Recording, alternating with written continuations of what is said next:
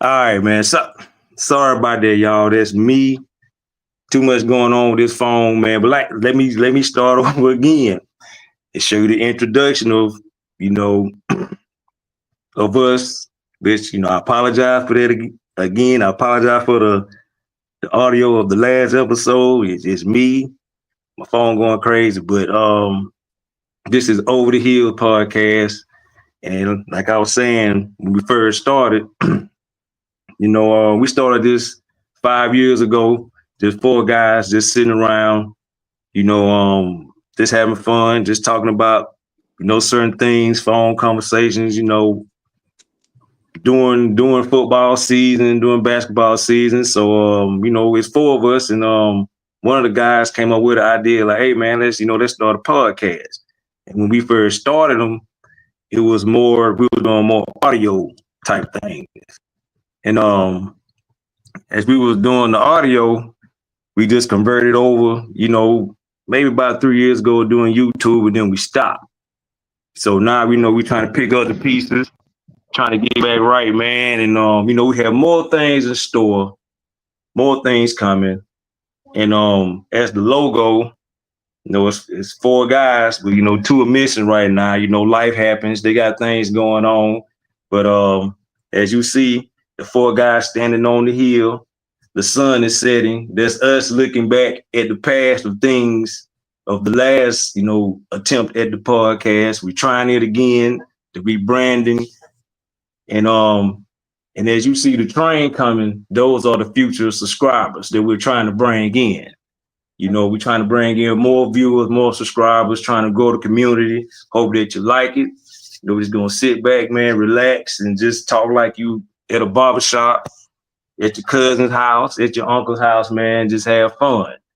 And as we were saying earlier, in our areas right now, I'm up in Charlotte, North Carolina. My other host, he's in South Carolina, man. And it's raining like hell up here right now. We're in a flash flood of water, man. So we had nothing else to do but the podcast tonight. So I'm gonna let my host. I'm gonna let my host introduce himself once again. And tell you what he got going on. Yeah, you see it, King Still, the host, because I rose solo from state to state. Well, you crazy, man. So if you've been listening to us, we've been, we started with the game one preview, the game two recap, the game one recap, the game two preview, the game three, preview. Now this is the recap of game three, game four, preview coming as well. Probably we're gonna do that tonight too.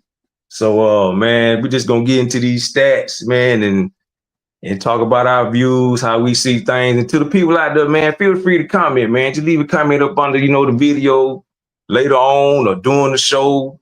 I'll go back and check it out. Tell us, what you like about it, what you don't like about it, so we can improve, this community, man, and just get more people on. Like I said, there are bigger things coming. You just don't know it. It's bigger things lined up. This is just the finals, just to get us out there, to get ourselves reacquainted with new listeners, and we just trying to grow, man. So anything else you want to add to that? I think you summed it up perfectly, man. We just trying to get this ball back rolling and stuff, and gonna hit them with the new, big better things and stuff. We're gonna take it to the moon, because in the words of one of the greatest teammates ever, the ceiling is the roof. Yeah, man. So you look at game three, the score ended up being 116, 107, man. The Pacers first game back home. They took advantage of the home crowd. They actually brought the dog to the fight this game. Something I've been wanting them to do in the first two games. Because OKC, as we said in the previous episodes, man, OKC flexing their muscle on them, doing what they want to do. Pacers was always playing from behind. But in this game, you saw from the first quarter, they hung in there. They did not get down that much, man. So Man, we're just gonna go ahead and break things down, man. If you look at OKC, Holmgren, he was 6 for 15 with 20 points. Williams was 19 to 18 for 26. SGA was 9 for 20 for 24. Dort was 4 of 8, with 12 points. Wallace was 3 of 5 for 7. And here's what I think was the big key in the game, man. The bench. OKC bench then put up with 18 points, man. Heinstein had 4, Caruso had 8, and Isaiah Joe had 6. So that was huge compared to what you see with Indiana. Siakam was 8 of 14, 21 points, 4 assists, 6 rebounds. Neesmith was 3 of 5, 7 points. Turner was 3 of 11 with 9 points, 2 rebounds. Nembhard was 3 of 5 with 8 points. And the person who I've been wanting to show up, he finally showed up. Halliburton showed up. He was 9 of 17 with 22 points, 11 assists, 9 rebounds. Damn near had a triple-double. He was 4 of 8 from 3. And you look at Indiana bench, Toppin had 8, McConnell had 10, Maturin had 27, and Shepard had 4 points. So the bench is what pulled Indiana through, man. They pulled them through. And I got a couple of points. So, in the previous podcast, we said it was going, it'd be that one person, that's going to show out, so that you really don't know. And like you said, Maturin, he just came in and he just went straight at it. He was on fire. Mm-hmm. And then, in that first quarter, Chet was having like a really phenomenal game. And I think the difference is the defense that was played on SGA. Oh, He yeah. was getting doubled every possession, and I think that was those three things was the deciding factor. Mm-hmm. Because I know they were saying one point during the game, Richard Jefferson made the point of, man, Indiana put 8 different players on them. They basically wore them down. Because I Yeah, seen one, you remember one play when I think he got fouled or something. It wasn't really a hard foul. Man, he was just laying on the floor, man. yeah, he yeah. he He wanted to got get up. work. He got Yeah, work. yeah, he got work, man. They signed. So, like we were saying in the previous podcast about the adjustments, Rick Carlisle sat back and probably watched tape on first 2 games, was like, man, he just getting to the bucket with ease. He's just doing what he want to do out there, man. We got to figure out a way to slow them down and basically slow him down. And what he came up with was, man, we got to be aggressive, which I've been asking. I just wanted Indiana to be aggressive, man, like attack them, man, like go at them. Just don't let them do what they want to do. And he switched up the defensive game plan, put 8 different people on them. So that's 8 different styles of defense that you got to contend with instead of, because when you playing basketball, for those that play, when you used to one person defending you, what, man, I can go left on him. I can just pull up on him. With 8 different people, they playing you 8 different ways. So you kind of guessing out there, like, as soon as you get comfortable with one man, here comes another man. That guy plays the defensive style. Then another guy, he plays another defensive style. So it slowed him up and it worked. And I Yeah, like that. I and like that out of Rick yeah, Carlisle. the defense Indiana played. SGA is his. I would say, as far as position wise, you know, he's a shooting guard, but he brings the ball up the court, most of the time, and get that offense rolling and stuff. And they rotated so many players from the wing to him when he got his offense going and double team him. And you could see how he was wearing them down in his shots. That usually he has just this great mid range form and stuff. A lot of shots was falling flat in the front of the rim, in the side of the rim. And he was really tired. And so that was that defensive scheme that Carlisle came up with, which worked great. Yeah. And speaking of defense, they ended up with 11 block shots. I don't think the first two games, I don't think they really had that many, period. Yeah, so in Indiana they shot 51%. Mm-hmm. So OKC, yeah, they shot 46. Like I said, around that high 40s range and stuff. You're gonna lead the game, especially as the other team shooting anything below 40%. But Indiana end up with 51.8% field goal percentage and stuff. And they took more shots. They only Yeah. outshot them by like 6. They Yo, didn't can want you to hear see me, that. man? Yeah, I can hear you. Okay. Yeah, but my phone breaking up, man. But But OKC out rebounded them offensively and defensively. yeah, they did. If you look at the rebound stats, man. OKC had 42, Pacers had 36. And then once again, OKC shot more free throws. There was 23 of 30. But you know what I'm saying? Indiana was 19 of 22 for 86%. OKC was, like I say, 23 of 30 for 76.7. And here's another key stat you gotta look at too: fast break points. Mm-hmm. Man, OKC didn't have a 10.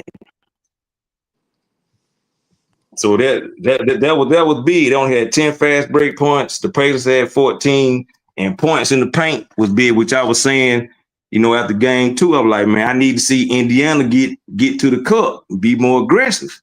They, it pretty much was even. It was 48 to 50, but the first two games, I don't even think they had no more than maybe 30 points in the paint, Mm-hmm.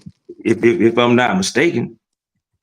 And I just think Indiana, just like I said in the beginning, man, they just brought the dog to the fight, and they were just gonna let OKC know, man, if you win this game, you're gonna have to dig deep to get this one, man. We at home, like we talked in the previous podcast, like those teams play better when they at home. You know your spot, you know the rim, you practice in there, you know how the ball bounce off the rim, so Indiana did what they supposed to do. They won the Yeah. first one, which I predicted. So I guess you can call me Negro Dominus if you want to. I mean, Yeah. And they didn't get how many minutes did Wiggins play? Oh, he only played 10 minutes. They didn't get nothing from him. yeah, they ain't getting Struggled. nothing from him. See what I'm saying? And see, he went off last game. He dropped 21 last game. He didn't even, yeah, he didn't even score. Yeah, he didn't even score. He didn't even score. That's, So that's just like I say. It's always that one play that you don't expect that's gonna explode for that one game. You ain't gonna hear no more from the rest of the series. Every game is gonna be that one unexpected player that's gonna explode. It's always guaranteed. yeah. Yeah. So how you feel about, Halliburton's game, man? I mean, what you think he did to, to lead the way? It was his confidence. It's his because game two, it kind of like he took a back seat. Now I wouldn't say he was more aggressive, but I did see a lot of him looking more to shoot. And when he was looking more to shooting in this game three, he took those shots and he made them. He wasn't looking like that in game two. So like I said, he stepped up and he knew he had to play and he knew he had to put up points. Yeah. Just like we said earlier, in the other podcast, you know, Halliburton scoring 15 and Siakam scoring 17 ain't gonna cut it. It gotta be the number two in front of them last, like that last digits. It's gonna have to be 27 or either 25. Siakam dropped 21, Halliburton dropped 22. And here's a stat to throw out there. The Pacers are 25-3 when Halliburton scores 20 plus points. When he 25 doesn't score, huh? 25 and 3. 25-3 when he doesn't score more than 20 points, they 21 and 24. Ooh. Yeah, so that's the deciding, that's the number. That's why I say it got to be a 2 in front of that 5. Because when he's putting up 20, that means he's active, he's running around, he's yelling, he's screaming, he's involved. So there's something to keep an eye on. When he scores 20 plus points, they 25 and 3. So just keep your eyes on that, man. So going forward, what do you think OKC has to do to get game 4? For the OKC to get game 4, man, they're gonna have to get SGA is gonna get his points, even though his percentage was not so good. They're gonna have to get more action to their bench players because they run deep. They depend on it. From like I said, Wiggins getting 0, Hartenstein was 4, Crusoe 8, Wallace 7. They're gonna have to get just a little bit more production out of them and have to be consistent for them even to win the series. Yeah, especially on the road. Because everybody know, man, the home team bench always played better. The road team bench, their first game, they don't really do too much. Now, it's always a feeling not process. They were the first game on the road for OKC. So are they going to be more comfortable in game 4 now? And now that, that OKC coach knows that it's a possibility that Rick Carlisle is going to do this defense again. We're going to have 8 defenders on him now. So how does he counteract that? Does he have more SGA playing without the ball? Because we know when Caruso come in and run the point, that's when they just speed up. They go fast. They run up and down the floor, and that's when they jump out on people. When they move home to the 5, and they just running and gunning. So does he play SGA more off the ball now to come off more picks? I don't think he's gonna do that because that's SGA game. SGA game is to get to that mid range, to find his shot and in the draw fouls. He loves to initiate that contact and get those fouls going and get the other teams in trouble. Because once that defense gets into foul trouble, they gonna slack off and the rotations is not gonna be as fast. Now they're gonna get in front of them. Then they run to be on your side and stuff, and then he gets to the hoop, to the cup, to make those points. So I don't think he's going to change that offense, but I think he's just going to have to motivate those role players a little bit more and Yeah, tell them that too. we need y'all to win this game because SGA is going to get his points. Mm-hmm. And that's what I think Rick Carlisle took the approach of, okay, the others gonna have to beat us. Okay, you done killed us. You averaged 36 the first 2 games. You're not doing it game 3. You're not doing it in Indiana. Somebody else gonna have to beat us. Which Williams stepped up. Williams was 9 for 18 with 26. And they had the lead in the 4th quarter. Yeah, they was up 5 to start. So I mean, despite all that, him shooting 9 for 20, SGA shot 9 for 20, 24 points, but they wasn't like a game changing like points. Cause usually, like you said, he'll come down and boom, boom, boom. He'll, do that little rock left, rock right, step back, pull up mid range, bam. He hit that. So he hit that. He hit that. Is going for OKC to win. SGA has to be in those high 20s, like you were saying about Halliburton and Pascal. They have to be not in the high 20s, but at least 20. For them to be the deciding factor and win that game, SGA is going to have to put up a high 20s, low 30s. Mm-hmm. Yeah, that's because the way they built, man. Like he's the cheat code right now. He's the bailout player. He's the one player that can really take over a game. Halliburton can do it too, but SGA can do it more consistently. Yeah. He's more capable of dropping 30 plus than Halliburton will. You know what I mean? So we seen him do it the first 2 games. Like I said, he averaged 36 points. So, he was the driving force of them first two games, but they lost one, but he was the key behind all that, man. So I think going forward, I think Indiana just got to just play aggressive, just stay aggressive, attack the paint. Because I seen a couple of times they were trying to dunk on them. They were trying to dunk on OKC. I seen Pascal do it a couple of times. I seen Turner do it. But I think Indiana, they have something, they just not taking advantage of it. Man, when Chet goes to the 5, that's when Turner needs to go berserk down there. Because I seen one time he got the ball, man, he just turned around and just boom. He just moved Chet out of the way like he wasn't even there. Chet ain't no bigger than me. He just tall as hell with long arms. He moved him out of the way.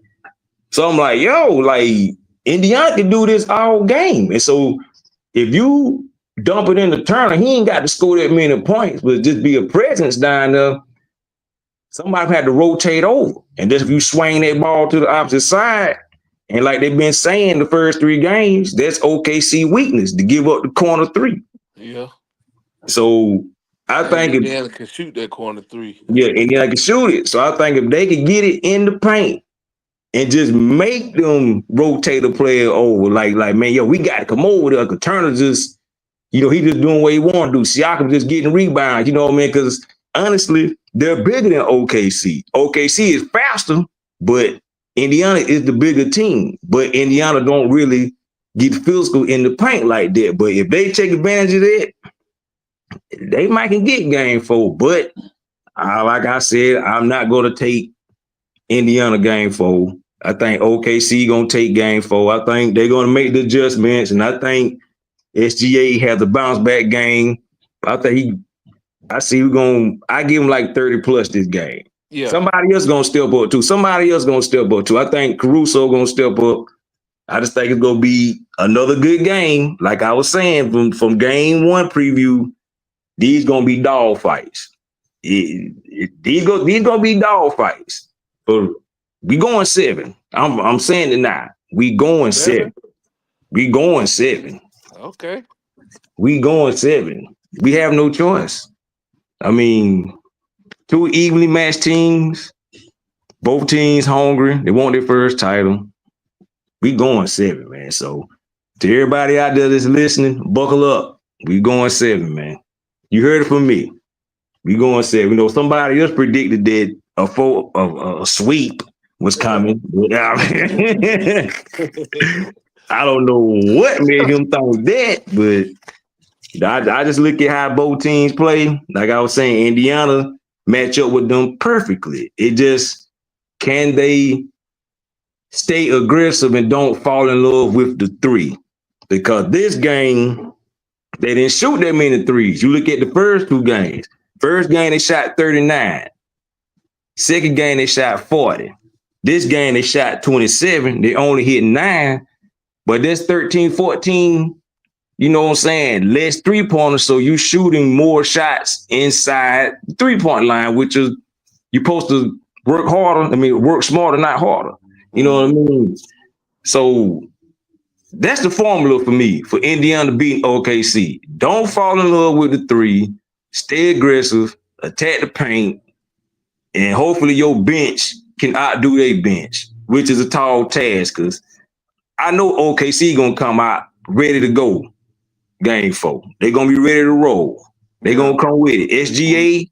Yeah, we're looking for SGA. He's in high 30s, maybe 40. Yeah, he going to have to, bro. That was that's the ebb and flow when you playing a team 4-5 times. They're going to adjust. They're going to see things on film, and they're going to go back and look at things. So what you think? I believe the same thing. Like I said, I did a bold hot take. Who doesn't like hot takes? And then I came back after game 1 and I said it. It's gonna go maybe 6 or 7. I'm thinking 6. But now like you said, it's so evenly matched. Yeah, it's turning out to be a 7-game series. Man, I told you this. Game one preview. I said I would take an OKC, but I wouldn't be surprised if Indiana beat them. But we going 7. We Yeah. going 7. Like this is a good finals. You cannot sit here and look at this and be like, man, this boring. I don't want to see this. It's like you at the edge of your seat because you don't know what's Who's going gonna win? on. You don't know who's Yeah, gonna win. you don't know who's gonna win, and shot clock is not a factor in this. I mean, it is none. No, shot clock is not a factor. We're basically watching a referee street ball game. You know what I mean? Both teams, but they're playing it in a good way though. You know what I mean? It's not they coming down and just, oh man, like what the hell they doing? You know what I'm saying? Like both teams hungry. They want it, and this what I wanted to see. I Are want to you? see both teams. Do you have any issues with the turnovers? I mean, some of them are wild because some of them be unforced. I mean, Some will be on unfortunate. force though. Some will Wow. be on force. Yeah, because sometimes they coming down and they don't know when to slow down. You know what I mean? Like you can go fast, but you can go a control fast too. You ain't got to go balls to the wall and then like a couple times they be leaving their feet and throwing the ball. Like man, what the hell they doing? Like if not, that does happen within the game. I've seen that happen, but for the most part, it's been a well played game. All 3 games been well played, and you know the players are going. They going for it. They diving on the floor. Hey, they reaching and grabbing, and you know what I'm saying. They scrapping. Now game 4 finna be tomorrow night finna be yeah OKC damn near backs against the wall because they Oh lose yeah. this one, but they Because lose this one. if they don't even it up, then hey, They lose this one. That means you got to win 3 straight.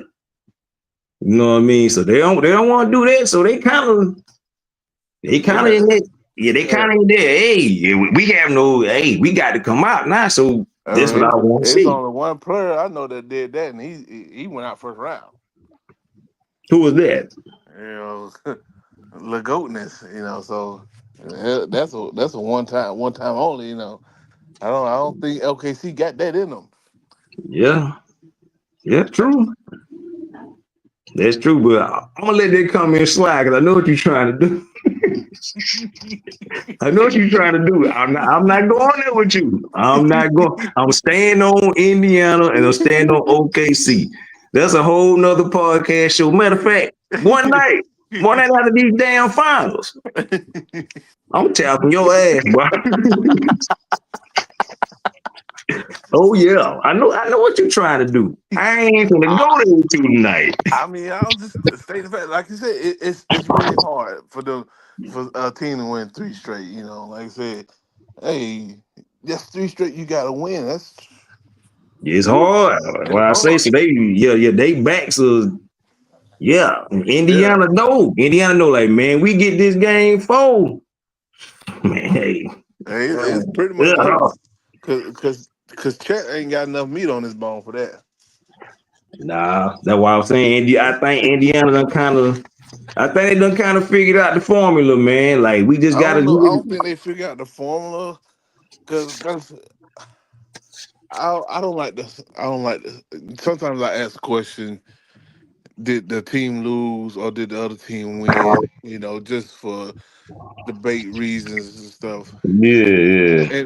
And I feel like Indiana won because in the fourth quarter, and then once they was up like 3 at one point, and then they went on like a 10 point run and stuff. I was like, okay, it was like probably like 5 minutes left, 6 minutes. I like, okay, this is over with because they hit it, hit the three, came back, hit the shot, and well, they didn't hit the shot, they missed shot, and then Turner did a putback dunk, and so I was like, oh yeah, it's over now.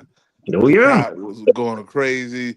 The team was pumped. Halliburton was pumped. He was dancing on the 3 point line. He was looking to shoot. I was like, oh yeah, he wants to shoot that thing.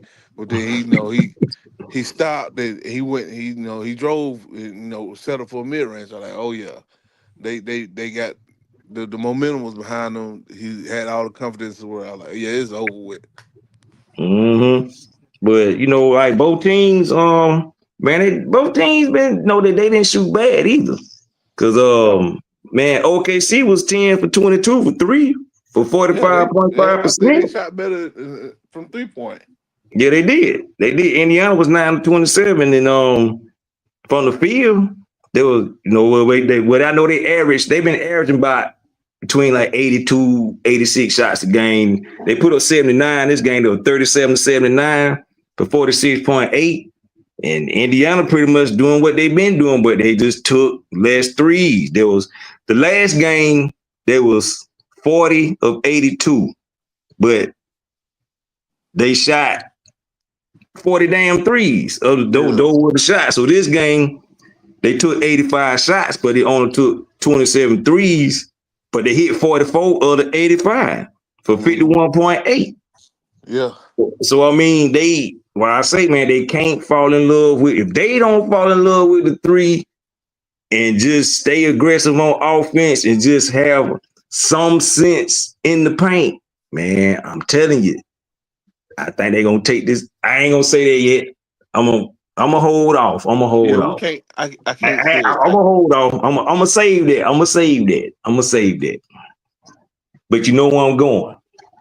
Yeah, I can't honestly say that because, like I said, it's looking like the 7-game series, and right now these games have been toss-ups. It could go either way. Whoever has the better shooting night and the better shot selection, and we've seen that. Even though game one, OKC had, the lead, the momentum, the home field, the home court advantage and stuff. They had, SGA had that bad shooting night, percentage wise. So it's been a toss up every game. Yeah, but I'm just speaking for as like game plan wise. I think Indiana kind of, I think they kind of know what they not. This might be just because they at home. Now they might not, they might go back on the road game 5 and and play like shit. So I don't know, but game plan wise, if they come out and do what I've been saying game 4.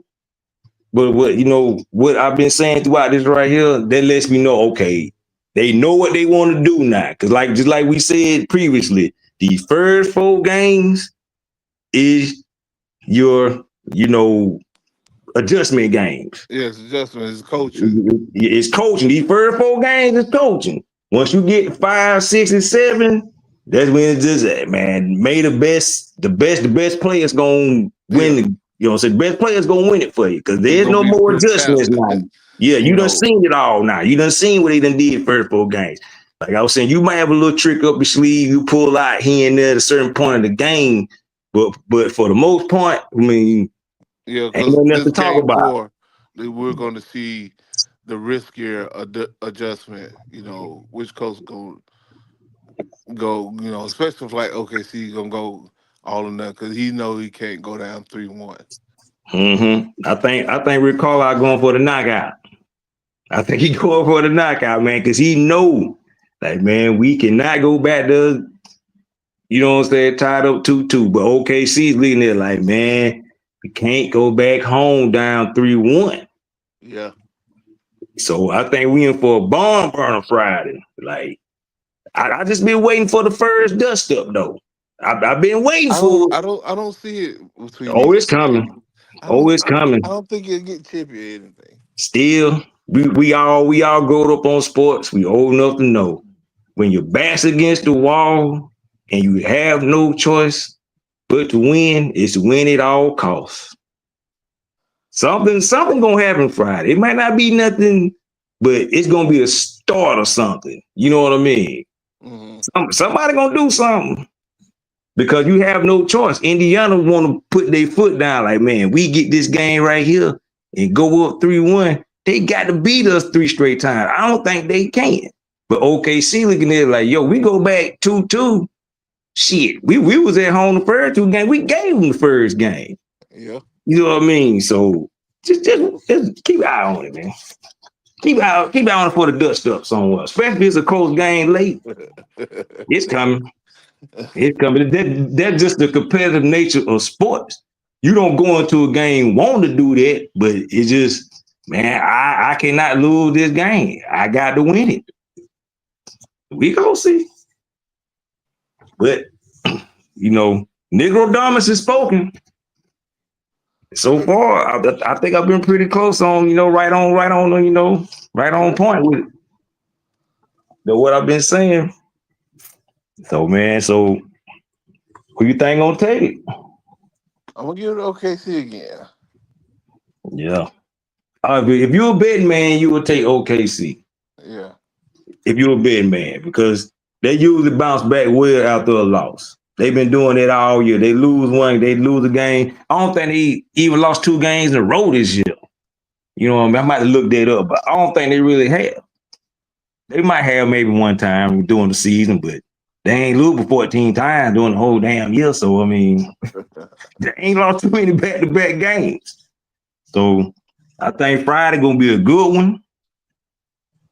Just like Negro Domus said, in the previous, podcast, I said Indiana's going to take game 3, OKC going to take game 4. I'm sticking with that. I'm sticking with my prediction. I'm sticking with the game 7.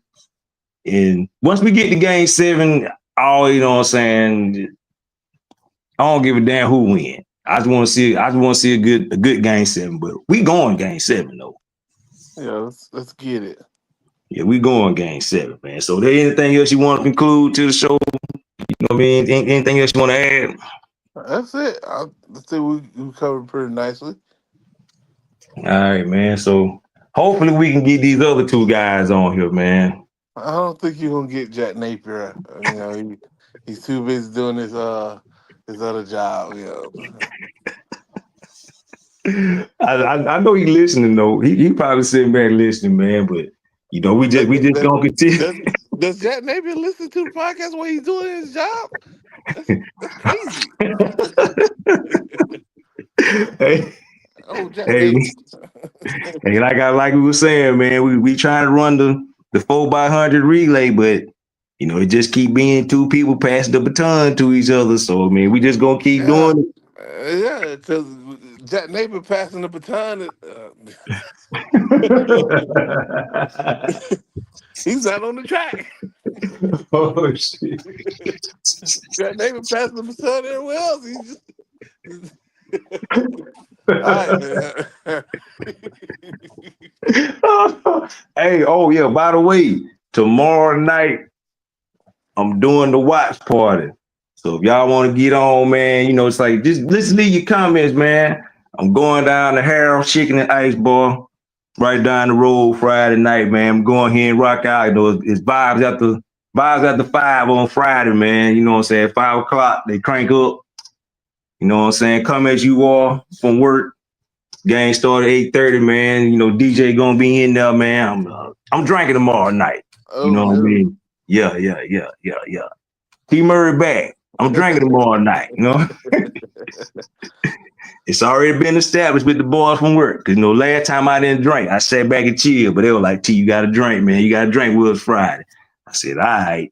So we gonna see how this live watch party go, man. Game 8:30 Friday night, live watch party at Harold's Chicken and Ice Bar, man, with the game from work, vibes after 5, man. I think it's gonna be lovely, man. I think we're for a good game Friday. The drinks gonna be flowing. DJ gonna be pumping their music out there, man. So shit, man. I'm ready. Yeah, you ready?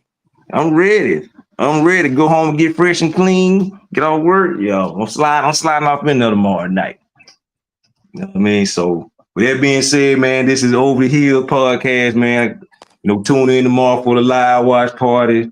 You know what I mean? So after that, what I'm saying, we gonna do the review sometime over the weekend, probably Sunday, because they'll play Friday, and then next time they'll play it'll be Monday. Yeah. So Saturday, I know Saturday, people do stuff with their family. Sunday, everybody be home getting ready for work. You know what I mean? So give everybody time to sit back and listen, man. Hope you listen to us, man, to end your night on Sunday night, man. So, man, we out.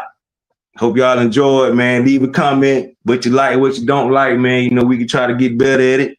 You know what I mean? So we just gonna keep going, man. Just try to grow the community. Tell a friend and tell a friend. YouTube, T Murray 1578. I'm on TikTok. I'm on Instagram. You know, we got things coming. You know what I mean?